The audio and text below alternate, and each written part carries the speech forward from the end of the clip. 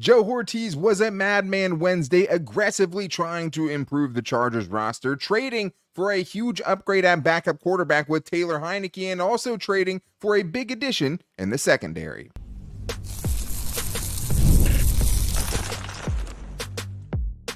You are Locked On Chargers, your daily podcast on the Los Angeles Chargers. Part of the Locked On Podcast Network, your team every day.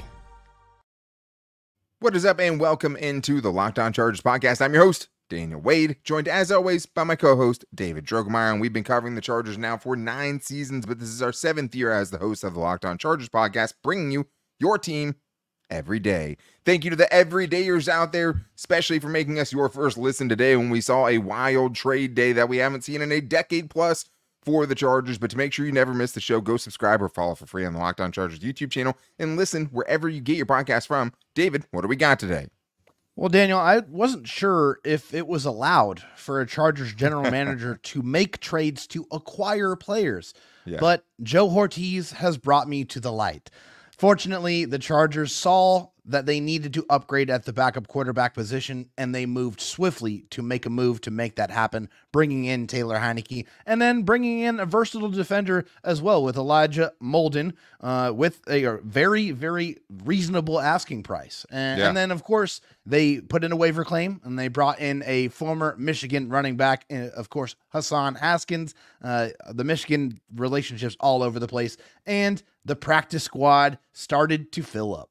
Yeah, we definitely see those relationships, right? And then also just some themes, like a ton of Titans players, a ton of Ravens players, a ton of Panthers players, mysteriously. But today's episode is brought to you by Game Time. Download the Game Time app, create an account, and use the code LOCKDOWNNFL for $20 off your first purchase. Terms apply. Again, download Game Time today. What time is it? Game Time. David, one of the things that we said on yesterday's show was the biggest thing we wanted to see the Chargers address on the waiver wire was backup quarterback. And we said also, though, that there were teams harboring quarterbacks like the Cleveland Browns with Tyler Huntley and also the Atlanta Falcons with Taylor Heinicke. So we said the Chargers might have to trade for one if they want one.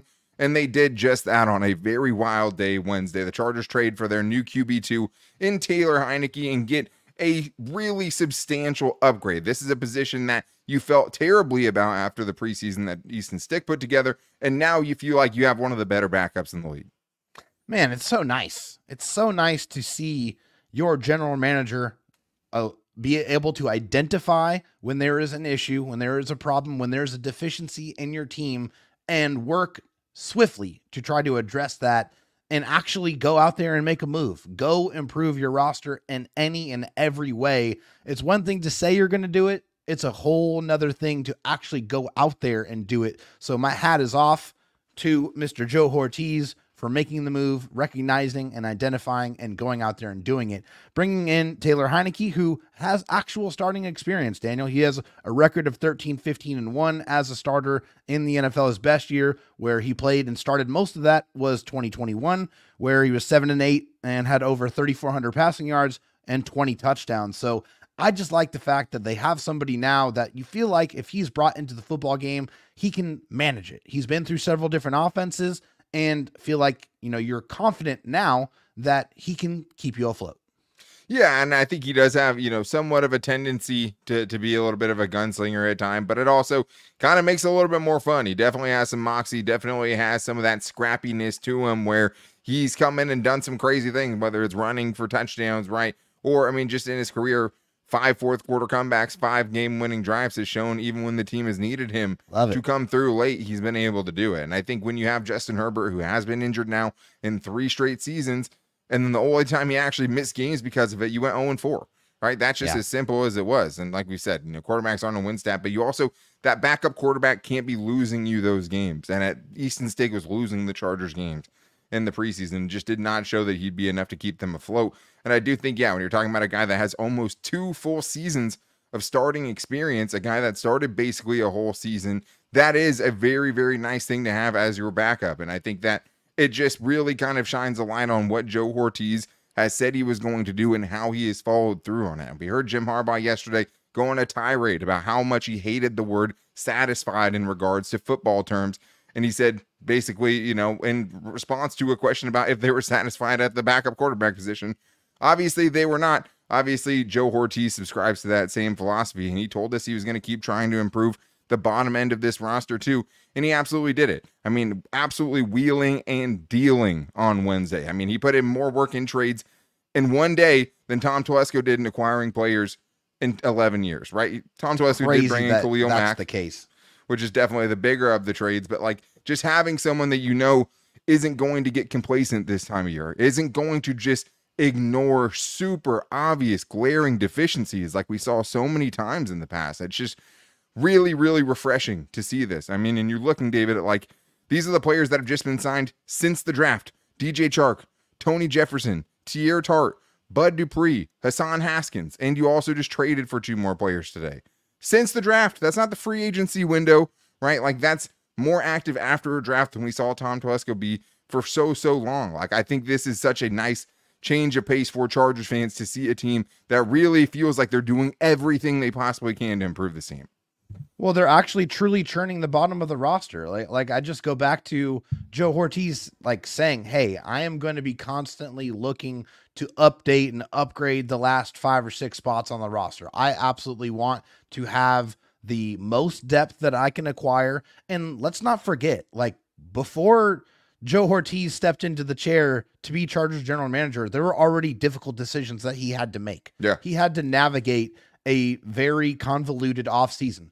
$40 million over the cap, right? Right. Yeah. He had to get under the cap. He had to make some trades, release some players, get some superstars to agree to pay cuts, like straight pay cuts, and, you know, actually turn them from having no cash to having enough cash to be able to go out there and make moves and make additions and improvements, which is crazy to sit here and say that, you know, Joe Hortiz was able to accomplish that. But I just appreciate the spirit and you know, him putting the words to action.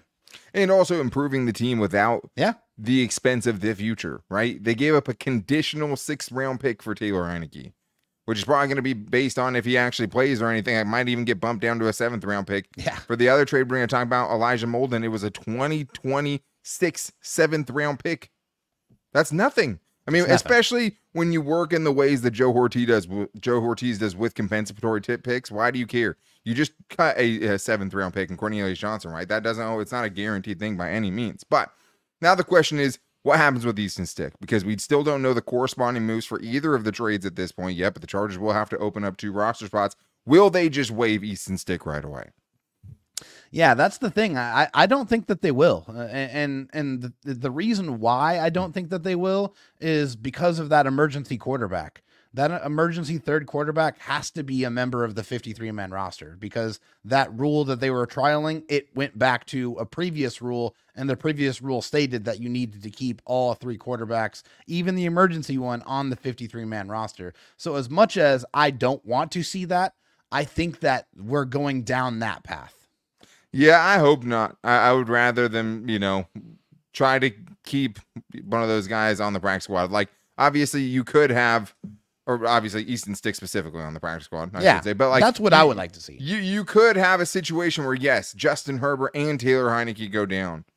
But like, I don't think that you make season-long decisions thinking that's going to happen, right? Like, I think you have to hope that you're not getting to your emergency quarterback. I would rather keep those other roster spots the way they are and make it a 1-for-1 swap. But I agree with you. I mean, they might also just want to give Taylor Heinicke a couple more weeks to be able to learn what this offense is before they make him the primary backup on game day. I don't think that's crazy by any means. I obviously trust this coaching staff and the front office that I've been praising to make those moves. What I would do, I would try to make it a 1-for-1 spot. I think there's obviously a lot of guys and some really tough decisions and guys that earned roster spots that I wouldn't want to see get released because of it. But that's just the way it is. I mean, that's just, you know, kind of where we're at this point. But at the same time, a guy that had the lowest EPA and completion percentage in the preseason, right, completed 45% of his passes, like, that guy's not ready to be a backup quarterback yet. I don't really think that you need to have 3 quarterbacks on your roster the way we've seen other teams have to do that and feel the need to do that in the past. I don't think we're living in those days.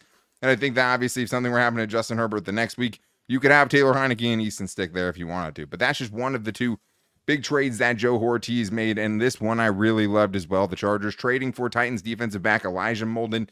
just trying to get the whole Tennessee Titans secondary back together is what it seems like. But I really, really love the pick, and I think the versatility that he brings to the table is going to fit really nicely in what Jesse Minter wants to do. So we're going to talk about that and much more on today's Locked On Chargers podcast.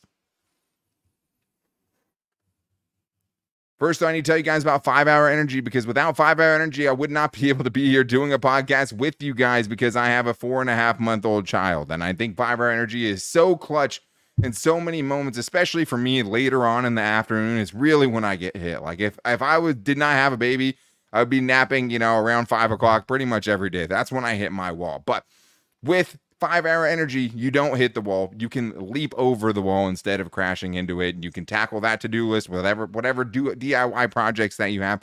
Whatever you need to do, 5 Hour Energy can help you get it done. And it also gets you in the zone, because 5 Hour Energy shots give you the feeling of alertness and energy that you need to get in the zone. With zero sugar and a convenient portable size, it's the perfect pick-me-up for getting stuff done. And you can go to the website and get great flavors like watermelon, which is my favorite, or tropical burst grape, berry, whatever you're looking for. You can even build your own 24 or 12 pack as well. If you go to 5hourenergy.com, that is the number 5hourenergy.com, and get some 5 Hour Energy product today. You can use my promo code LOCKEDONFB to receive 20% off your order. This offer is only valid until September 30th on one order and cannot be used with other promotions. The code is not good on subscription orders. Go to 5hourenergy.com today.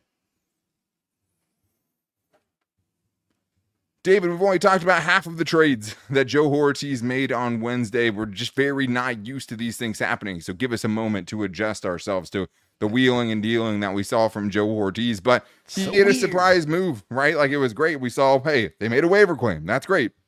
Oh, shoot. They traded for Elijah Molden. That's great. And then it's like, oh, they also traded for Taylor Heinicke. And you're just like, your head is spinning because you're not used to all these things in a, kind of a staff. Sensory overload. This committed. I was trying. I definitely messed up at least one of my tweets today, trying to tweet all day with the baby in my arms. I was gonna mess a couple things up. I didn't know JT Woods got released when I posted about the trade. So, but either way, Elijah Molden, the Chargers get for a 2026 7th-round pick. I mean, that's gonna be year 3, or after. Yeah, I mean, after year 2 of Jim Harbaugh, when that pick happens, right? I mean, so you're hoping that's a very, very late, borderline Mr. Irrelevant type of pick. Anyways.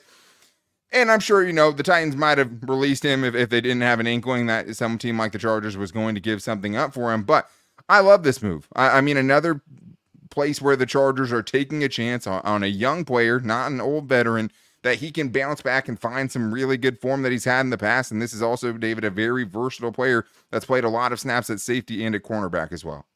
Yeah, I think, Jesse Minter sees this as just another chess piece to be able to move around, to be able to put in coverages, or to be able to use that slot blitz, which we have already seen in very short time that is something he really enjoys to do. And it has shown some great effectiveness when he does deploy that. So I do feel like, with Elijah Molden, that he's going to be a guy that, you're going to see, in a variety of different ways. And, he's had some pretty good stats, 137 tackles, a couple of pick sixes, 8 passes defense, 5 tackles for loss, 2 forced fumbles, and 2 recoveries. So, he's a guy that has a little bit of everything, and a little bit on the smaller side, but a good athlete and a versatile defender. So I feel like it's another piece for Jesse Minter to move around. Yeah, I mean, I remember when we watched him when he was coming out of Washington. I liked his tape then, right? And then after that, it was like the Trent McDuffie. I mean, they have a long list of guys who've been able to go to the league and find success. Yeah. But yeah, I mean, he's a guy that has 600-plus snaps at slot corner and 600-plus snaps at safety, 715 in the slot, 375 in the box, and 289 at free safety. So he moves around a bunch. And also, right, this is Jasir Taylor insurance. What if Jasir Taylor isn't that guy that they need him to be? Now it's not just hoping that Tarheeb still can, a guy you took in the 5th round can be ready to go right now. You don't have to put that pressure on him. And also, you also have a lot of uncertainty at safety with guys like AJ Finley, right? And if you have an injury there, then everything kind of gets bumped up. He played mostly safety last year. Before that, he played mostly in the slot. I like the move a lot. And I think that, if Jesse Minter wants Joe Hortiz to go make this move, and he thinks like a Christian Fulton that he can group some of that value that he had. Yeah. I think it's a great move. And I mean, even last year, such a low cost move too. Yes. I mean, there's literally no risk in this, right? Yeah, and then last year, nothing.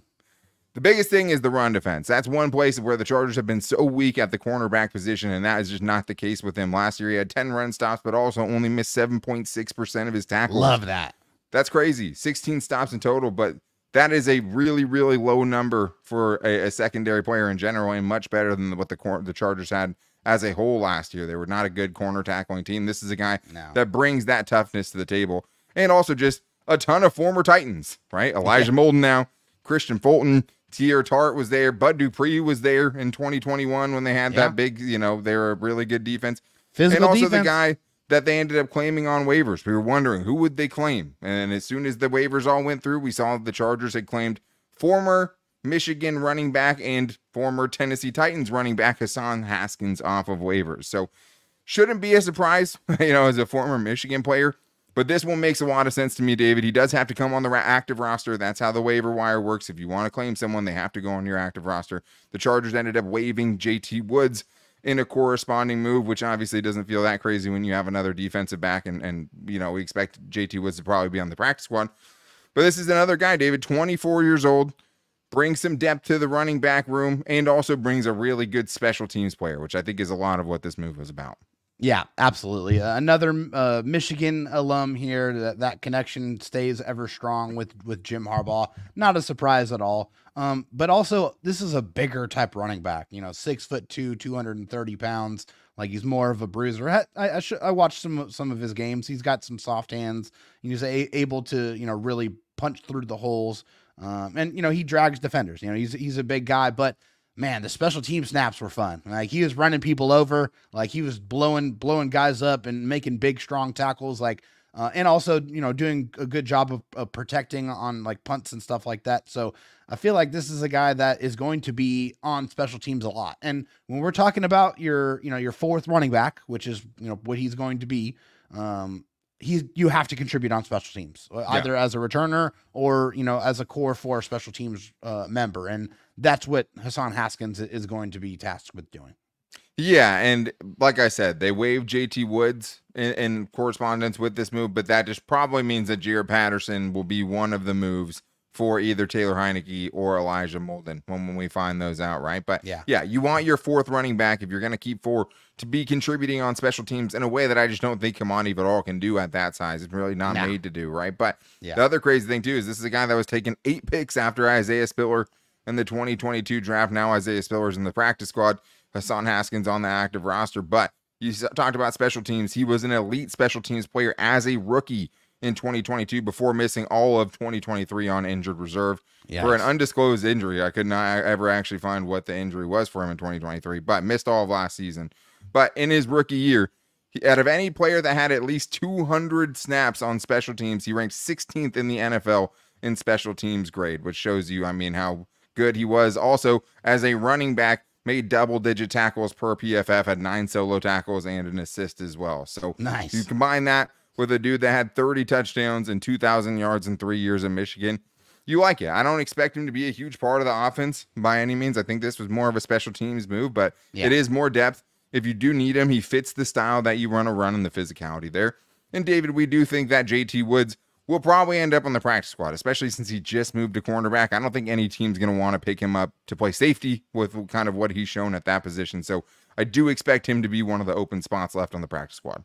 I do as well. And I feel like, just listening to the way that Jesse Minter has spoke about JT Woods, that he still has plans for him. Like, he still wants to work with him. He sees potential in what JT Woods is able to bring to the table. So I don't feel like that mission is over between him. I feel like there's definitely still work to be done because there's still some clay to mold there in Jesse Minter's opinion. Obviously, I'm not going to speak for him, but just based off of what he has said, I feel like that's how he feels.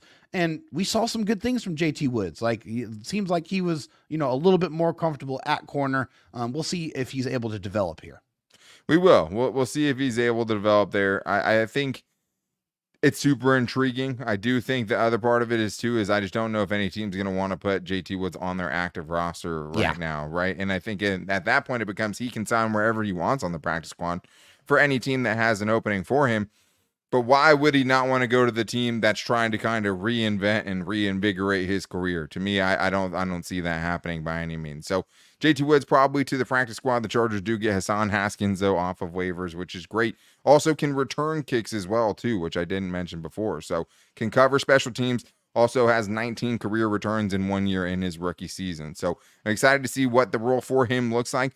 But I am also excited about one practice squad addition in particular, and it was center Sam Mustipher, who might be able to push Brendan Hymus for that backup center job we've been a little bit worried about. We're going to talk about the other moves we liked and didn't like from the Chargers' initial practice squad and more on today's Locked On Chargers podcast. First, I need to tell you guys about Game Time, because guess what? The first Chargers game at SoFi Stadium in the Jim Harbaugh era is coming up, and David has already secured his tickets with Game Time. He will be there all the way from Texas. If he's going on Game Time from Texas, what is your excuse? And I mean, if he's going to go across the country to go to a Chargers game, he's going to make sure he goes with Game Time, because they have the Game Time guarantee so that he knows he's going to get the best price. And they also have a new feature called Game Time Picks that makes getting tickets for your favorite live events even easier. Game Time Picks filters out all the fluff to show you only incredible deals and great seats, so you don't have to waste time searching through thousands of tickets, and it should be electric in week 1 for Jim Harbaugh against the Raiders in the first game since the 63-21 blowout, and the thing that changed everything, and honestly the trajectory of the Chargers franchise.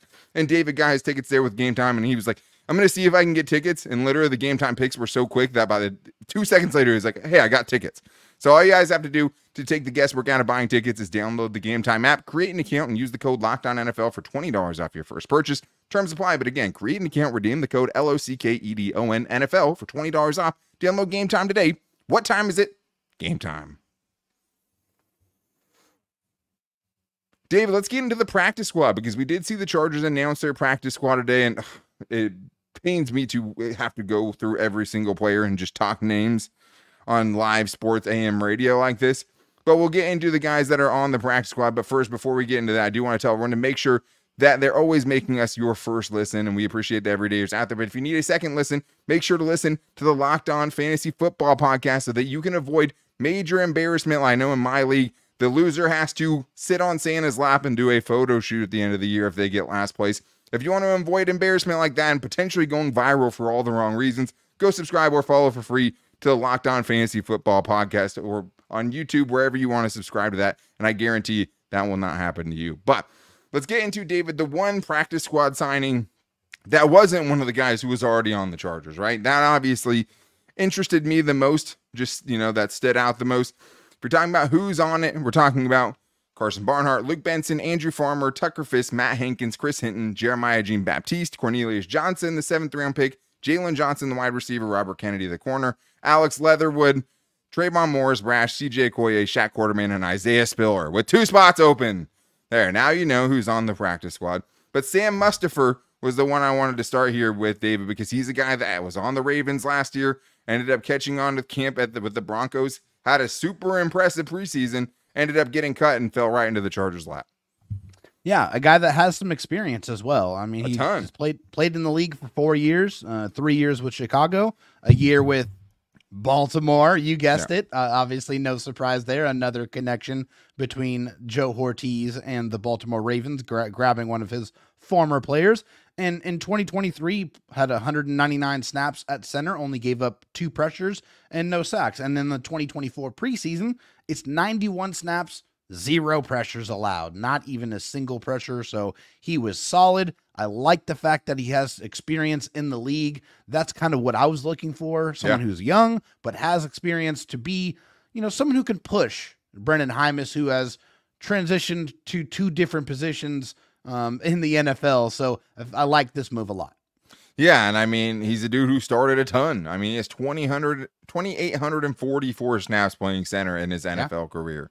Right? Like, this isn't Will Clapp as a backup who had nowhere near that, or Brendan Hymus who has nowhere near that, right? This is pushing for someone that actually has experience. And like, when you see a guy like that, that is that young, I think you always kind of assume they're either coming off a really bad season or just haven't been very good in their career. And like, this dude was very good last year. Like, probably the best he had looked was last year when he was with the Ravens. Obviously, Joe Hortiz was there for that. But 2 pressures allowed and no sacks allowed and 110 pass blocking snaps is what get the job done. 99% pass blocking efficiency, right? And that was the last time that he played before the preseason stats that you brought up when he was obviously awesome again. So I think this is a great move. I think he absolutely could push Brandon Hymus. And if Brandon Hymus continues to be that guy, that's good. It just means he's improved, right? If you don't have to use Sam Mustipher, that's nice too. But like, competition. There's levels to this. This is a guy that you have on your practice squad that you would have no problem with him being a backup for a game if you needed him to, or absolutely, him, having to go into a game if you needed him to. Not, oh, hey, shoot, Brandon Hymus has to come to this game right now and has 0 experience playing center. What is this going to look like, right? That's not what you get with someone like a Sam Mustipher, and when you pick up a guy of that caliber that has that many snaps under his belt. But one of the moves that I love, David, well, let's talk about the moves that we just loved in general. I think to me, the ones I like the most, Tremont Morris-Brash, finding a way to get him back on the practice squad, and also Matt Hankins back as well. I mean, Tremont Morris-Brash, we've talked about him a ton. For anyone who hasn't heard that, I mean, was the guy I was most worried about getting snatched up on the waiver wire, just because he's a young player with the physical build to be able to hold the edge at the NFL level. Put up stats. Had flashes in the preseason, a pick six, a sack, a couple sacks, some pressure, whatever. Like he did enough in the preseason to get the job done, flash during camp. And then Matt Hankins, I think really probably secured the spot for himself in that last preseason game, mossing a dude, going up over his head and grown man interception. Yeah, that was awesome. And also had a good training camp as well. So happy to see those kind of younger players at very, very key, expensive positions that now stay with the Chargers for the cheap and potentially could turn into depth pieces down the road.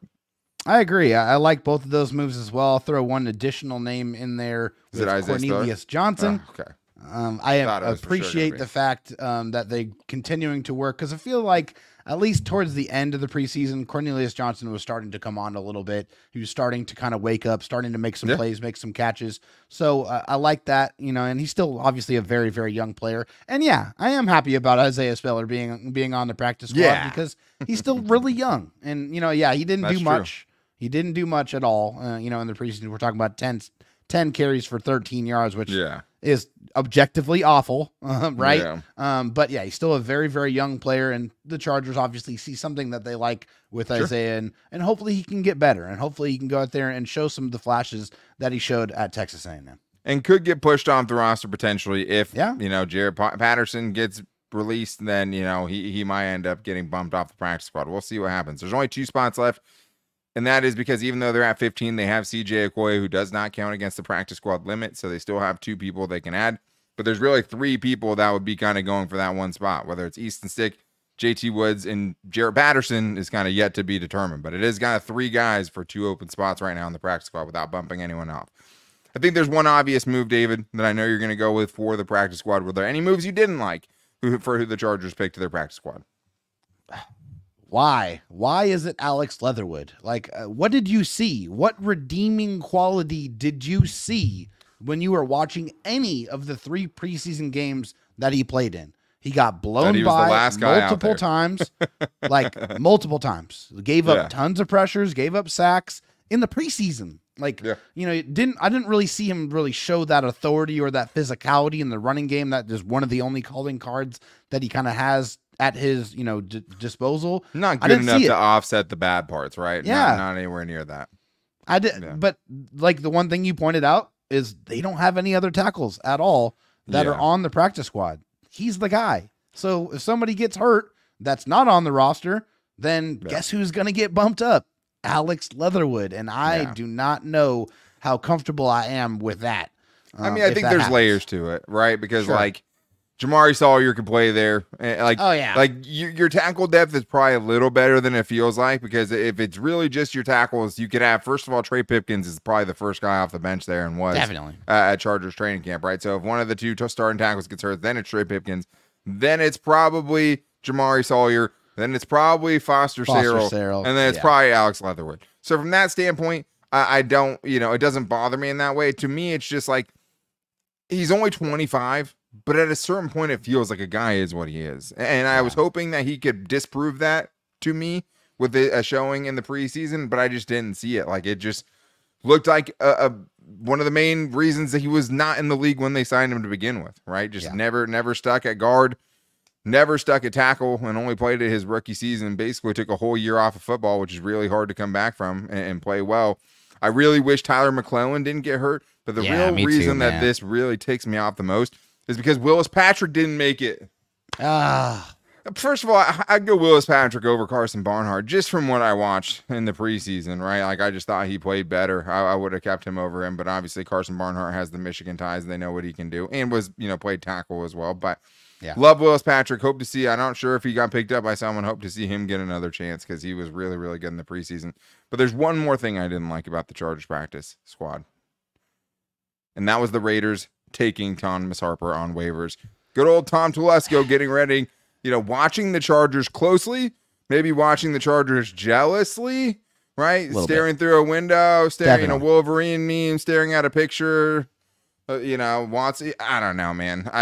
Raiders taking the Chargers sloppy seconds is a story as old as time, but I don't even want to put Thomas Harper in that because he played really, really well. He was definitely, probably top 3 for me on guys I wanted to see back on the practice squad when I saw that he didn't make the initial roster. So, the Raiders, get one of the Chargers better undrafted free agents, and they're going to need it because they have Tom Telesco putting the roster together. That's probably too harsh. Either way, it's funny. Tom Telesco's there. And it's not even just him, right? It's been happening. Jerry Tillery, whoever you want to bring up. They've had a lot of guys that have gone from here to there. But I was sad not to see Thomas Harper back on the practice squad, and he didn't even get a chance to because they picked him up off waivers and put him on his active rosters, their active roster. So happy for him. He played really well. Sad for the Chargers that he's not on their practice squad because I really liked what I saw from him. But that's going to wrap things up for today's show. Little uncertain on what we're going to do tomorrow. We might do a fan show, maybe do buy or sell and fan mail predictions, maybe do a fan bowl prediction show. We're still figuring it out, but to make sure you guys don't miss it, go subscribe or follow for free on the Locked On Chargers YouTube channel and listen wherever you get your podcast from, as well as finding us every day on our social media. You can find us on Twitter at LockedOnLAC, which is where we'll put a post out if we do that tomorrow, or you can find us on Instagram at Locked On Chargers or our Locked On Chargers Facebook page. Me and David post the show to our accounts every day, too, on Twitter at Dan Talk Sports for me and David at Dro Talk SD. And you guys can also call in a buy or sell or a fan mail Friday question, 30 seconds long at 323-524-7924. But so crazy to see the day that the Chargers had on Wednesday. Hopefully we see Joe Hortiz continuing to be this aggressive and trying to improve this roster. But we'll be back with you guys tomorrow. Until then, take it easy and go Bolts.